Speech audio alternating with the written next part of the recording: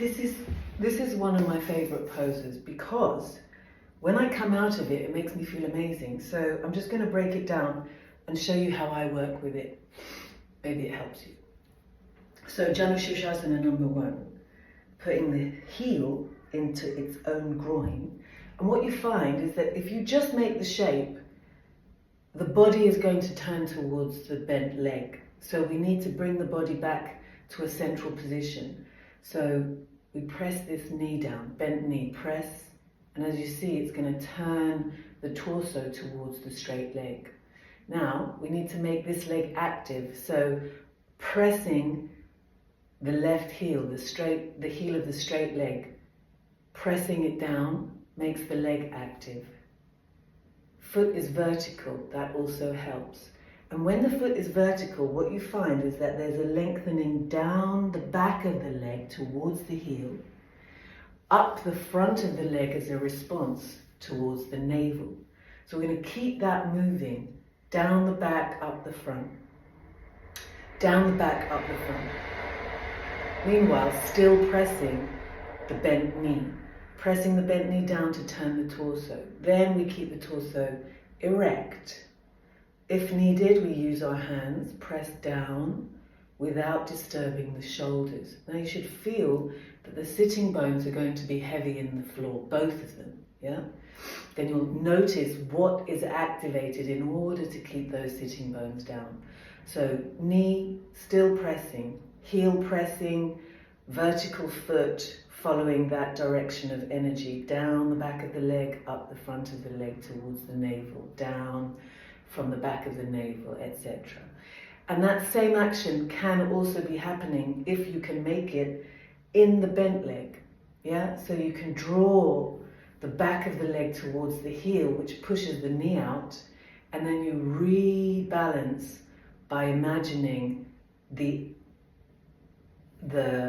top of the leg, so the front of the leg, moving from the base of the shin back towards the hip. So you just keep those two actions going. And if you're familiar with that, or later, you can start to do the same thing with the arms. Down the inside of the arms towards the heels of the hand. Up the outside of the arms towards the shoulders. And what you'll find is that the torso will have no choice but to find its correct placement. Relax the tongue, relax the eyes so there's no grabbing, no frowning, and then you can just observe. And then, once you've got this all happening, think navel back towards the spine. Keep the right knee pressing, keep the left heel pressing.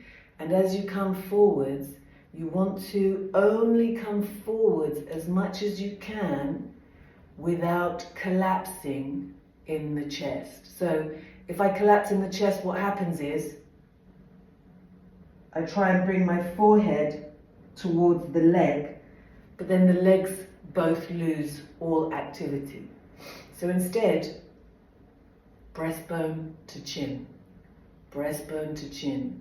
As I make that action, the weight in the base becomes stronger. Breastbone to chin. Keeping the back of the neck long. Still using my hands if necessary. So it doesn't matter if you can't touch the toe. If you can grab the toe, you'll get more weight in your base. Breastbone to chin, no pulling. Back of the neck long. Left heel pressing, right knee pressing. And just really slowly, as you come forward, you want to also keep the tailbone down by thinking navel to tailbone. Navel to tailbone will also help draw the breastbone to the chin, back of the neck long. And then what you'll find is that as you make these actions all active simultaneously, the body will draw itself to its maximum. So, okay, if the leg starts to scream a little bit now, you pause, you wait. You can use the hands for extra support, work on pressing the base down, heel, knee, press. energetic flow in the legs, down the back of both legs, up the front of both legs. And then slowly, slowly, let the body come to its maximum. Another thing that's useful is the outside arm of the straight leg can press the outside of its leg. And that will also help bring the torso into its alignment, natural alignment. And then again, right knee presses. That will take you forward. Arms mirroring the legs will also keep you central.